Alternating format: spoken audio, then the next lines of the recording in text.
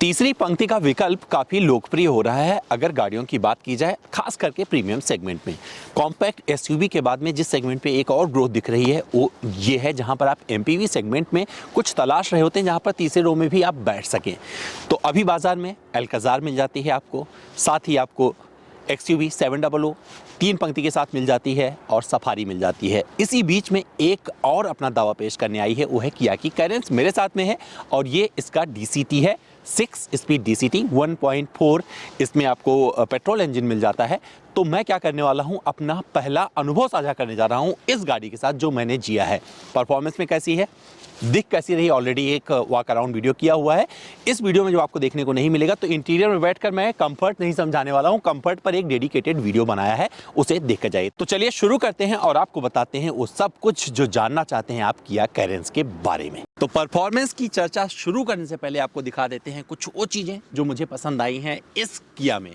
और ये किया कैरेंस आपको फ्रंट से थोड़ी सी अट्रैक्टिव लगने वाली है। क्यों? यहाँ पर आपको एलईडी डीआरएल मिल जाता है, बहुत खूबसूरत लग रहा है। एलईडी हेडलैम्प मिल जाता है, बहुत ही अच्छे अंदाज में दिया गया है।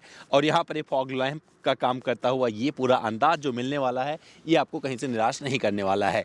इस ग्रिल के नीचे जब आप ठीक झांकेंगे यहाँ पर नीचे, तो आपको लगेगा एक छोटा ग्रिल और दे दिया गया है, जो कि इसमें इसके बीच में एक भिन्नता आप स्थापित करता है, थोड़ा सा अलग दिखता है और इसकी आक्रामकता को उभारने की कोशिश करता है। हो सकता है कुछ लोगों को पसंद ना आए, लेकिन हो सकता है बहुत सारे लोगों को पसंद आए। और बीच में यहाँ पर आपको हनी कॉम का एक पैटर्न मिल जाता है।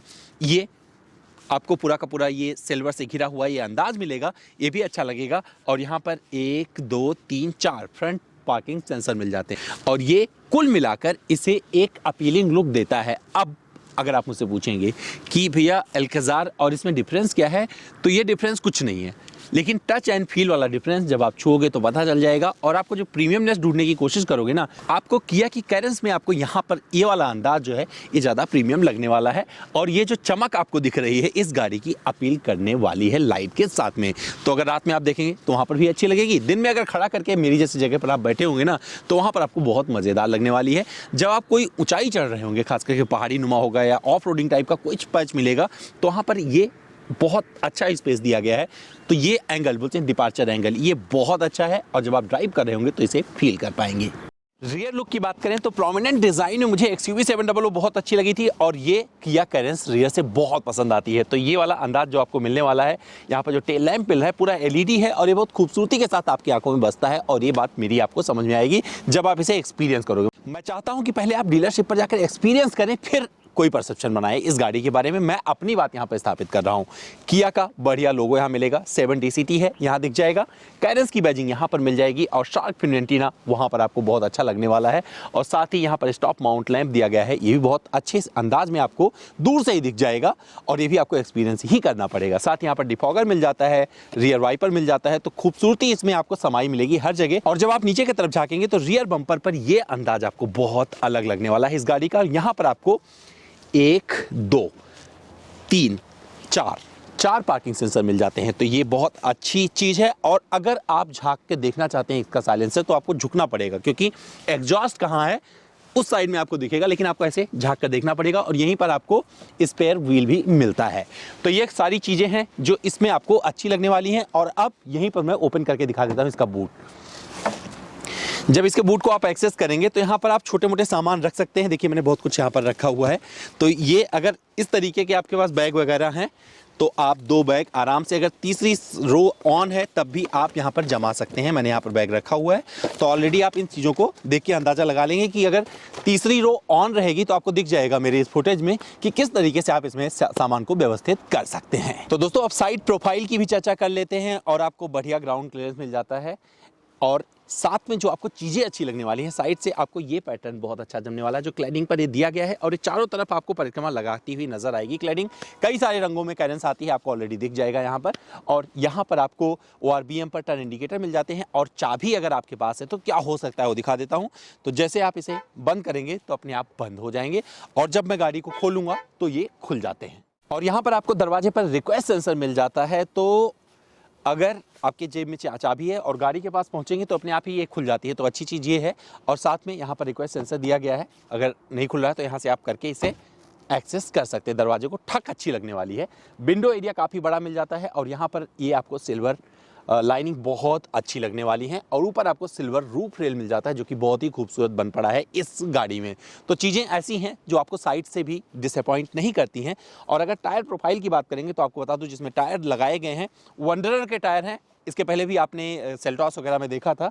और इसका जो टायर प्रोफाइल है, क्योंकि जो ये गाड़ी मैं चला रहा हूँ उसके लिहाज से आपको बताता हूँ, इसमें 205/65 R16 के टायर मिल जाते हैं और ये वाला ड्यूअल टोन पैटर्न आपको एलॉय का मिलने वाला है जिसपे आपको किया की बैजिंग भी मिल जाती है। तो खूबसूरती रची बसी है इस किया में, मुझे पसंद आई।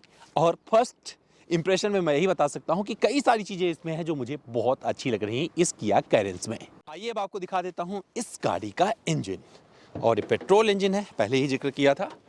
यूँ लगा दीजिए और जब आप इसे लगाएंगे तो सबसे बड़ी नज़र जहाँ पर आपकी जाएगी, यहाँ पर कोई इंसुलेशन प्लेट नहीं मिलता है। तो थोड़ा सा मुझे लगता है देना चाहिए था, क्यों नहीं दिया है इसका रीज़न किया को पता होगा। लेकिन वेट वगैरह थोड़ा सही लग रहा है, ऐसा नहीं है कि वेट एकदम चला गया है। और जहाँ पर बात की जाती है, जहाँ पर जिस कीमत की बात की जाती है उसके लिहाज से आपको कुछ बुरा नहीं लगने वाला है। और मानकर चलिए कि गाड़ी आप चलाते हैं सेफ्टी से चलने के लिए, लड़ाने के लिए नहीं। तो जब कोई भी गाड़ी लड़ाएंगे तो आपका एक्सीडेंट हो सकता है और आप हो सकता है गुजर भी जाएं और हो सकता है अगर आप सावधान रहेंगे तो बचे रहेंगे। लेकिन सेफ्टी मैटर करता है तो गाड़ी वो चूज करिए जो सेफ हो। यहाँ पर क्या मिलता है, ये आपको टर्बो पेट्रोल इंजन मिल जाता है 1.4 लीटर का। ये 4 सिलेंडर है और ये देता है 142 PS की शक्ति और 240 Nm का टॉर्क। पैकेजिंग वगैरह आपको दुरुस्त मिलने वाली है। तो कुल मिलाकर यहाँ से आप कहीं से डिसअपॉइंट नहीं करेंगे। अब बात कर लेते हैं इसके परफॉर्मेंस की और चलाकर देख लेते हैं इस किया कैरेंस को। आपको बता दूं जो मैं चला रहा हूं ये 6 सीटर विकल्प वाली ये गाड़ी है और इसमें जो इंजन लगा हुआ है टर्बो पेट्रोल इंजन लगा हुआ है। ये इंजन बहुत धमाकेदार है। जब आप चलाओगे तब मेरी बात समझ में आएगी। एक बार टेस्ट ड्राइव जरूर लेना। मैं बार बार हमेशा बोलता रहता हूँ लोगों को कि बिना टेस्ट ड्राइव लिए आप कुछ और परसेप्शन ना बनाए किसी गाड़ी के बारे में। तो मुझे लगता है कि आपको एक बार ये किया कैरेंस ज़रूर चलाकर देखना चाहिए कुछ और सोचने से पहले। तो अभी जब चलाना शुरू किया तो यहाँ पर एक तंग जगह से मुझे ब्रेक लेना पड़ रहा है। तो मैं आपको बता दूं जगह छोटी भी हो आप आराम से इसे कर लेते हैं क्योंकि बहुत अच्छे से मैनोवर हो जाती है किसी भी जगह पर। तो इसके साइज़ पर मत जाइए कि 4 मीटर से ज़्यादा बड़ी गाड़ी है। इसके कंफर्ट पे जाइए कि किस तरीके से आप इजी है इसको पार्क करना, चलाना, इन सब पर जाइएगा तो अच्छा लगेगा। तो चलिए एक एक करके क्रमवार बात करते हैं आपसे कि क्या क्या चीज़ें मुझे अच्छी लगी हैं। तो जब मैंने इसे चलाना शुरू किया तो इसका जो पिकअप था वो मुझे बहुत अच्छा लगा और सिटी में मैंने इसके पैडल शिफ्टर का भी प्रयोग किया। जब थोड़ा सा आगे बढ़ रहा था तो मज़ा आ रहा था चलाने में, देखने में अच्छा लग रहा था। तो मैंने कहा चलो एक बार जी कर देखते हैं। तो जो ट्रैफिक वगैरह आता है वहाँ पर इसे चलाना बहुत सही हो जाता है। हालांकि बहुत सारे लोग जो है ऐसे हैं जिन्हें DCT पसंद नहीं आती, तो उनके लिए मैं बोलना चाहूँगा कि DCT अगर आप चलाना शुरू कर रहे हैं तो थोड़ा सा आपको इससे यूज़ टू होना पड़ेगा और थोड़ा आपको कुछ ट्रिक्स भी अपनानी पड़ेगी और ये आपको डिसअपॉइंट नहीं करने वाली है। मैं जहाँ पर इसे टेस्ट करने आया पहाड़ी एरिया था तो फास्ट कॉर्नरिंग भी करने का मौका मिल गया। तो मैं अपने लेन में बने हुए आगे निकल रहा था। तो मुझे जो ड्राइविंग प्लेजर जो चाहिए मुझे इस कैरेंस से मिल रहा था, खास करके इसकी इस टर्बो से, वो मुझे बहुत अच्छी चीज़ लगी इसकी। और जब मैं हाईवे पर इसे ड्राइव कर रहा था और ओवरटेक करने की कोशिश कर रहा था तो वहाँ पर जिस तरीके से इसमें जो फुर्ती दिख रही थी वो मुझे बहुत अच्छा लग रहा था। तो ये कुछ चीज़ें हैं जो मुझे पसंद आई फर्स्ट ड्राइव में इस गाड़ी में। काफ़ी कुछ चलाया मैंने इसमें, देखा जो हर तरह से इसको मैं परखने की कोशिश की। चलाते वक्त मैंने चीज़ों का इस्तेमाल भी किया, जिस तरीके से मैं इसका इंफोटेनमेंट सिस्टम एक्सेस कर रहा था तो वो भी मुझे अच्छा लग रहा था। और बहुत सारी चीज़ों को, जैसे आपको बहुत सारी गाड़ियों में इलेक्ट्रिकली एडजस्टेबल सीट मिल जाती है तो वो इसमें मिसिंग है। उसकी जगह पर एक आपको टच बटन मिल जाता है जो टम्बल डाउन कर देता है उस सीट को। तो वो चीज़ थोड़ी यूनिक हो जाती है। मुझे लगता है वो ज़्यादा प्रैक्टिकल भी है क्योंकि इस सीट को अगर आप ऐसी गाड़ी आप चला रहे हैं तो ज़्यादा अच्छा रहता है कि आप आगे पीछे करें, मैनुअली अपने हिसाब से एडजस्ट कर लें। और बहुत सारे लोग अपने आप को उसमें कंफर्टेबल भी फील करते हैं। तो वहाँ पर भी आपको ये चीज़ अच्छी लगने वाली है।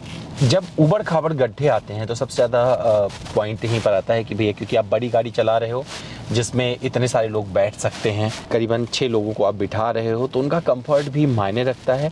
और ऐसे में ज़रूरी हो जाता है कंफर्ट का जिक्र करना।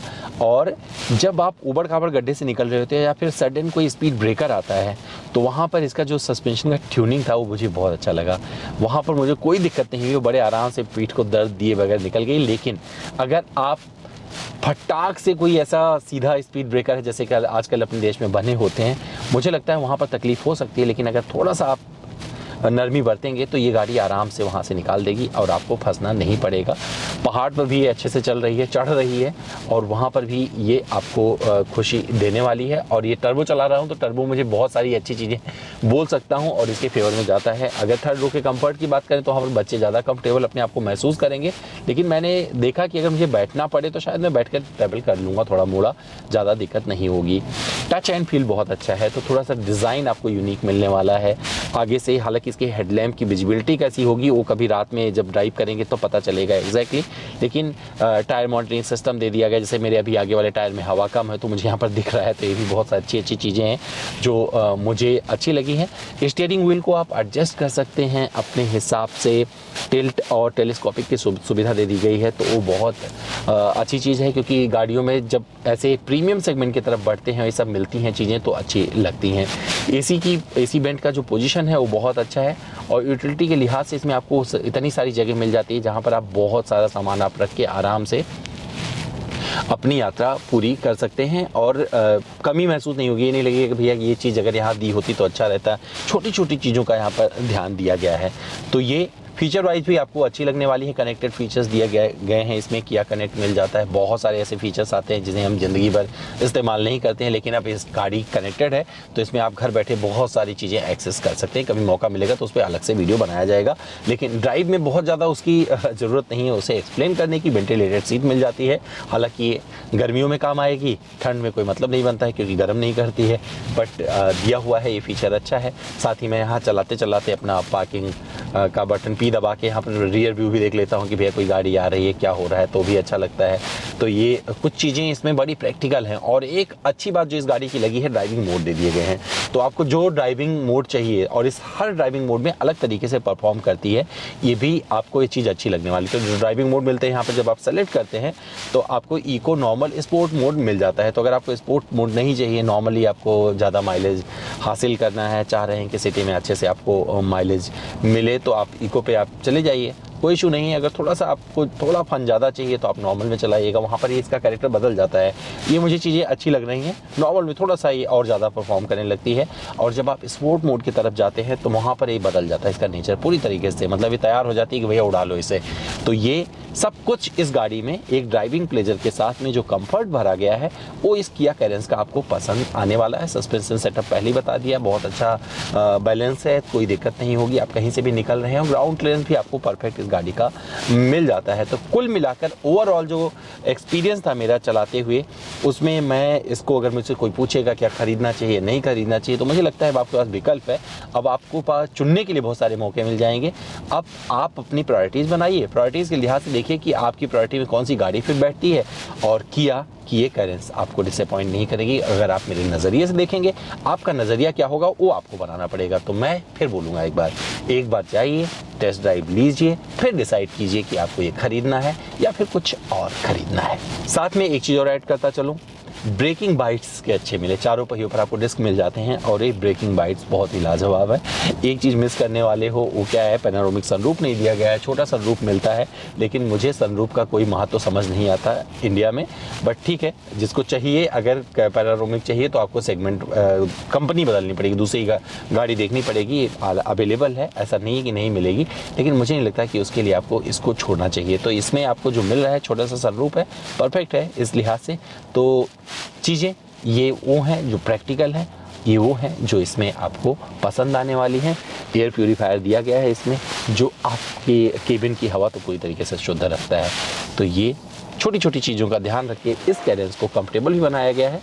और अगर आप परफॉर्मेंस के शौकीन हैं, चाहते हैं कंफर्ट और परफॉर्मेंस का सामंजस्य आपके जीवन में बना रहे, तो ये कैरेंस अपने इस टर्बो के साथ में आपको पसंद आ सकती है। और इसका जो 7 स्पीड DCT है, सिंपल सा इसके बारे में सरल शब्दों में बोलना है कि अपने आप बहुत ही प्रिसाइजली शिफ्ट कर देती है आपको जहाँ ज़रूरत पड़ जाती है, और ये आपको पता भी नहीं चलता कि गाड़ी शिफ्ट कब कर रही है। तो चीज़ें इसमें मिल जाती हैं आपको वो जो आपको चाहिए।